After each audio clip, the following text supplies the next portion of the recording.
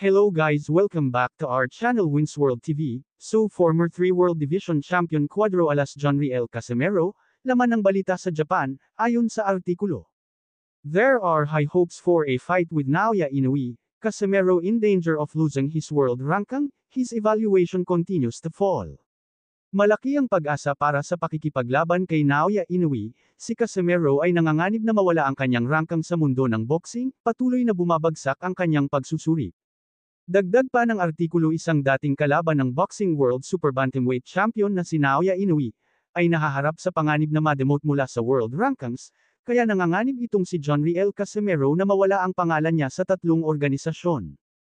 Ayon kasi sa artikulo, listahan ng ranggo ng 4 na pangunahing organisasyon sa loob ng ilang buwan, itinuro ng artikulo si Casimero na hindi pa lumaban mula noong Oktubre taong 2024 ay kasalukuyang near rate ng 3 sa 4 na organisasyon. Si Jonriel Casimero ay naka-rank 14 sa WBC, rank number 10 naman sa WBO at rank number 7 naman sa IBF. Nakalagay din sa artikulo na pababa na ng pababa ang kanyang rating, si Juan Miguel Elorde isang membro ng WBC Rating Committee ay nagsabi na malamang matatanggal si Jonriel Casimero dito, dahil sa kawalan ng aktibidad sa mahabang panahon. Kaya dahil dito ay marami ang nag-alala ng mga boxing fans, ang nagsasabi na bumalik ka na Lodi Jonriel Casimero sa Team MP Promotion para na rin sa karangalan ng bansang Pilipinas at para din sa iyong karera sa mundo ng boxing. Bukod dyan ay madaming kumakalat na letrato na kasama ni Jonriel Casimero si Matchroom Promotion CEO Eddie Hearn at mukhang nagkasundo na ito. Madami naman ang nagkomento sa litratong ito. At ito ang samut-saring komento.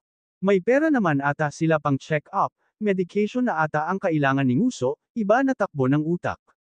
Balik ka na lang idol sa MP Promotion sayang ang panahon medyo may edad ka na kaunting panahon na lang wala ka na sa boxing industry, wag mo na sayangin, bumalik ka na sa MP Promotion. Ngunit ganun pa man ay wala tayong magagawa kung gustuhin ni Jonriel Casimero na hindi na bumalik sa mundo ng boxing, dahil ang desisyon ay nasa kamay niya. Ayon naman kay Silver Voice TV, na dati niyang kasama at kaibigan, ay bumalik na lang siya sa MP Promotion kaysa gawin siyang katawa-tawa. So kahit laging binabash ni Silver Voice TV ay concern pa din ito sa dati niyang kasamahan na si Jonriel Casimero. Thank you for watching. Salamat sa inyong panunood. This is Wins World TV. Saying peace, love and good vibes lang tayo lagi, okay, alright.